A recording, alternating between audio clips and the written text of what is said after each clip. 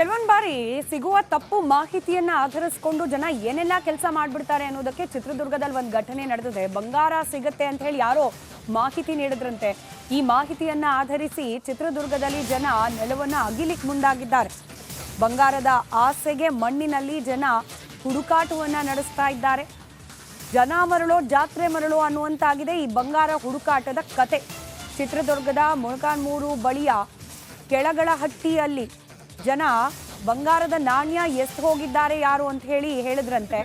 ಅದನ್ನ ನಂಬಿಕೊಂಡು ಜನ ಯಾವ ರೀತಿ ಹುಡುಕಾಟ ನಡೆಸ್ತಿದ್ದಾರೆ ನೀವು ಗಮನಿಸ್ತಿದ್ದೀರಿ ದೃಶ್ಯದಲ್ಲಿ.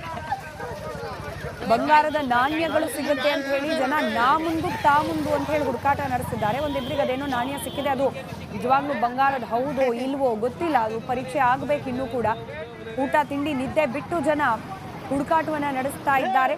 ಮೊಳಕಾಲ್ಮೂರು ಬಳಿಯ ಕೆಳಗಳಹಟ್ಟಿ ಅನ್ನೋ ಗ್ರಾಮದ ಬಳಿಯಲ್ಲಿ ಈ ರೀತಿಯಾಗಿ ಒಂದು ವದಂತಿ ಹಬ್ಬಿದೆ. ಯಾರೋ ಬಂಗಾರದ ನಾಣ್ಯವನ್ನ ಎಷ್ಟು ಹೋಗ್ಬಿಟ್ಟಿದ್ದಾರೆ, ಹೋಗಿ ಹುಡುಕಿದ್ರೆ ಸಿಗುತ್ತೆ ಅಂತ ಹೇಳಿ ಅಕ್ಕಪಕ್ಕದಿಂದೆಲ್ಲ ಜನ ಒಬ್ರಿಗೊಬ್ರಿಗೆ ಈ ಮಾಹಿತಿಯನ್ನ ವಿನಿಯೋಗ ಮಾಡಿಕೊಂಡು ಗಮನಿಸ್ತಿದ್ದೀರಿ ದೃಶ್ಯದಲ್ಲಿ. ಒಂದು 10-15 ಜನ ಮಾಡೋ ಎಲ್ಲ ಕೆಲಸ ಬಿಟ್ಟು ಬಂಗಾರಕ್ಕೋಸ್ಕರ, ಬಂಗಾರದ ನಾಣ್ಯಕ್ಕೋಸ್ಕರ ಹುಡುಕಾಟವನ್ನ ನಡೆಸ್ತಾ ಇದ್ದಾರೆ.